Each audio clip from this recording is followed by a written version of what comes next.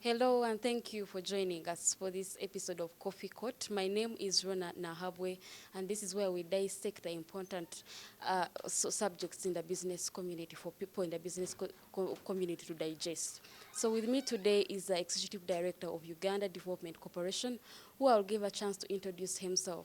Now, the Uganda Development Corporation is a government body that promotes and facilitates the economic and industrial development of the country. Good evening, sir, and you're welcome to the show. Thank you, Rona, and good evening, viewers. My name is Patrick Birungi. I work here as the Executive Director at the Uganda Development Corporation.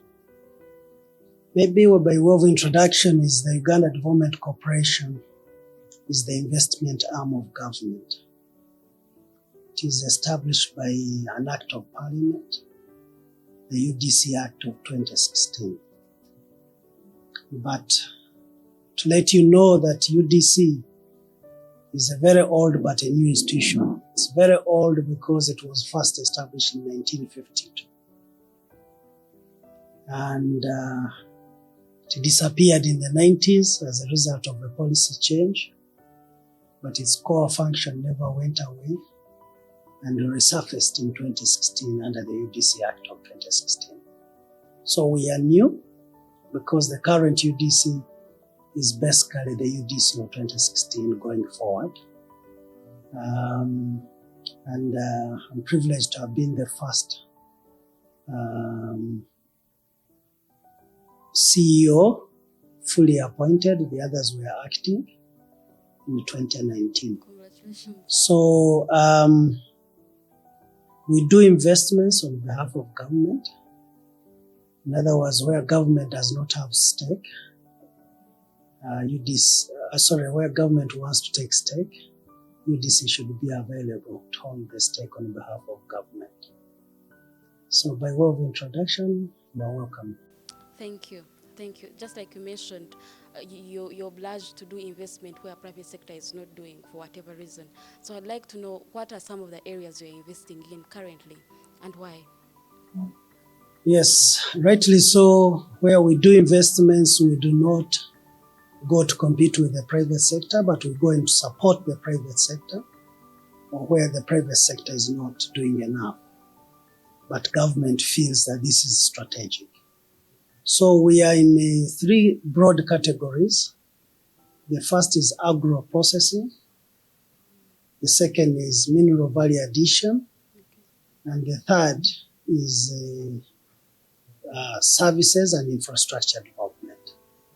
So when it comes to areas of agro-processing, we add value to different agricultural products. It could be fruits. We add value to get either concentrate or juice. In Soroti, for example, we produce juice and concentrate. So we sell both concentrate to other juice producers, but we also sell the juice currently branded as a Teju juice. And it's available in many supermarkets in the country now. We are going to launch another project in Yumbe come March, April this year. So we shall be adding another project, which project will again also help us to process more of the fruits, especially from that belt in the north. In regards to mineral development, what are you doing in that area? A few more examples in agriculture, then I'll come to mineral. Okay. We are doing tea processing in the western parts of the country. We're going to establish a project in Zombo, but we have running projects in Chenjojo, in Kabarole districts, in Kamale, in Kanunga, and in Soro districts. So we have tea processing facilities that we've supported in these areas. We're also into sugar processing in Atiak Sugar. we are in there with a 40% stake. So for mineral value addition, we are currently exploring investments in four broad areas. In the processing of marble in Moroto, and also process cement and lime from limestone in that area. We are also in the process of exploring possibilities of going to produce sheet glass or glass in Masaka, a place called Dimu.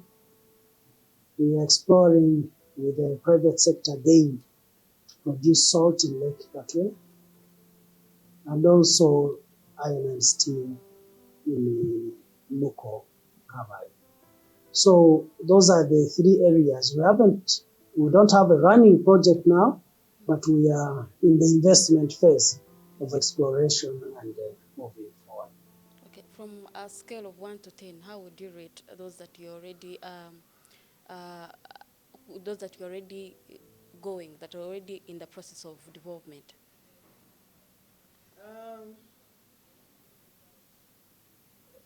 I'll score them about 50%, so it's 5. And the reason being that investment in these industrial establishments are not like investing in a kiosk. They have heavy capital requirements, and they are slow at return because you need long grace periods. Most of these mature in 6, 7, 8 years to have a break even. So that's why I would score them at 50 in terms of performance at the moment. But all of them are moving in the right direction towards making profit in the near future. So COVID-19 marginalized many businesses. We do understand that, and this year alone has had many microeconomic factors that have infringed on the economy.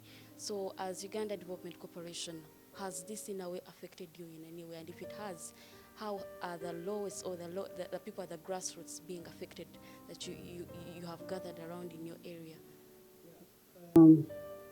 COVID-19 was a world over problem, and therefore UDC and Uganda in particular were not spared as well.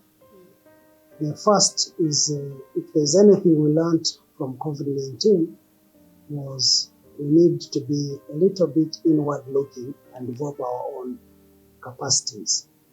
So for us, I'll give an example. The tea industry is largely for the export market, and the entire logistical system to ship the exports from the factory to the final consumers was disrupted. So, which meant that as much as our policies here allowed the factories to continue working even during lockdowns, the market was locked because the logistics were not there. The same trucks you saw on the border are the same trucks that come and pick our output and take it to Mombasa for onward forwarding. So at the end of it all, we produced as much as we can. We had heaps and heaps of product, but we didn't have market, and we had to stop the leaf. Remember, the garden doesn't know that there is COVID-19. The leaf continues to grow. So we had to stop the leaf coming in because we couldn't exit some of the products. So as a result, the farmer didn't get paid for his leaf. The gardens got disrupted as a result of that. So that's one. Secondly,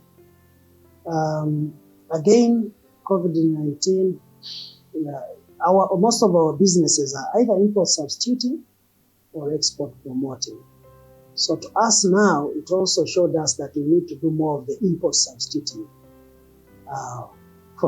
production processes, because the country and the economy lacked certain products that we didn't have in the market, and we could not import them because of the disruption in the global logistical system. So that put us pressure on us as well to look for more and more resources. Secondly, we are also getting pressure of very many other failed or failing institutions coming seeking for support, because COVID-19 affected them in their own right as private sector, but now they have to run to government to seek support. And one of those institutions that they will come to will be UDC. So the pressure on us has also increased. So we have a heap of projects that we have to scan through and appraise and do due diligences and be able to make investment decisions. So still we are affected by COVID, by just giving us a little more job than we asked for. So that is another challenge that we are experiencing at the moment at UDC. So I would assume that your targeted people that you would want to develop with as UDC are the small and medium enterprises, right? So I would like to understand how different you are from Uganda Development Bank. UDC at the forefront is largely intervenes in medium to large estimates, 3 billion plus. Okay, so medium to large. So that's the scope and the kind of interventions that we would most likely do. That does not mean that we do not have a relationship with the small and medium, but the relationship may not be direct with UDC, but more with the other financing institutions or through linkages to our business enterprises. So it will be rare to find UDC doing a deal with a 200 million investment, because that's not the space we are in at the moment. The difference between UDB and UDC is one, UDB, from the historical perspective, the mother company that produced UDB was called Uganda Bank. Uganda Bank was a subsidiary of UDC. So it is a financing arm. UDB is more of a financing arm. And they do two products. They do largely two products. They do debt and do a bit of equity. But their equity is very small. They remain within 25% of the total stake, and they do in small, medium enterprises. The space we are not doing a lot of work. On our side, we don't do debt, we do equity. We can only do debt once we are shareholders and say do a shareholder loan. Okay? But our stake is usually equity. So we do equity investments in relatively large investments as well. We work together with UDB very closely, sometimes in appraisals of certain projects. We are also discussing to see that we do certain work together, like BDS, Business Development Services, for enterprises, so that we can be able to deliver on our joint mandate. But lastly, we are established by an act of parliament, and registered in the companies. How sufficient is the budget framework for UDC? Hard question.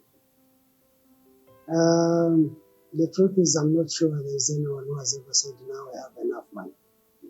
So similarly, UDC, we are not well funded given the demand.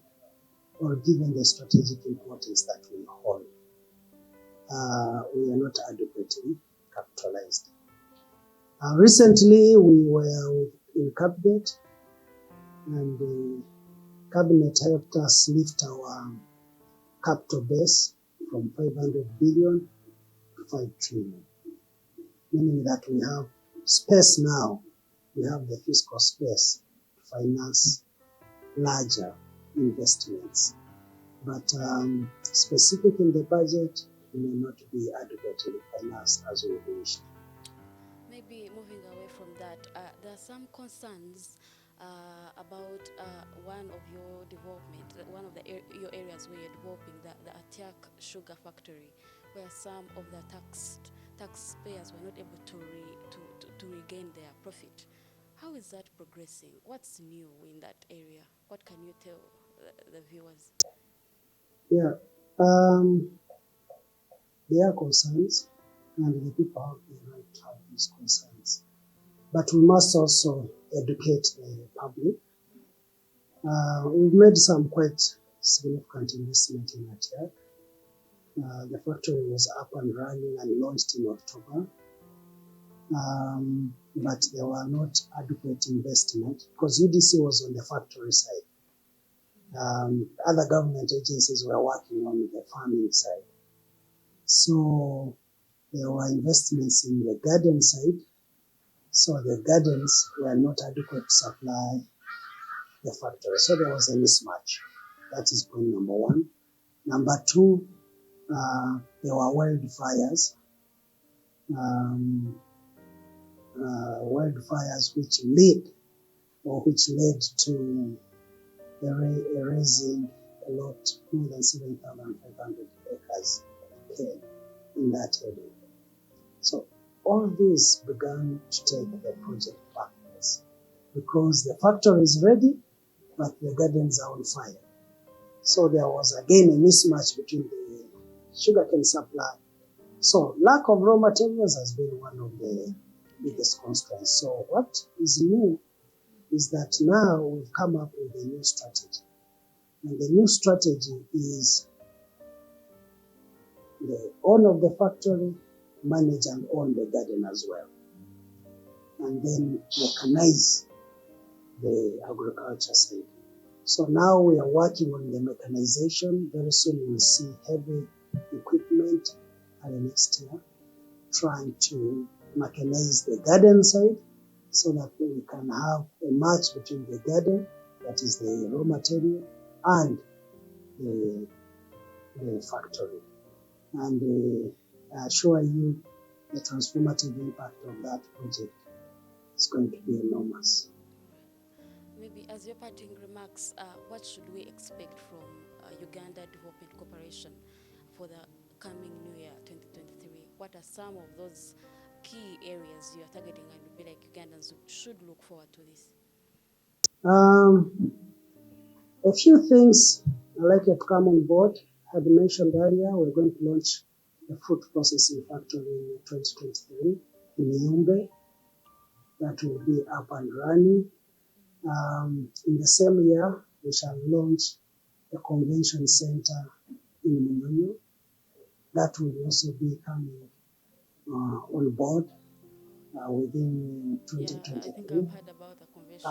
And so these are some of the new initiatives, but I also expect the projects that we've invested in to grow and to move and be more impactful to the communities.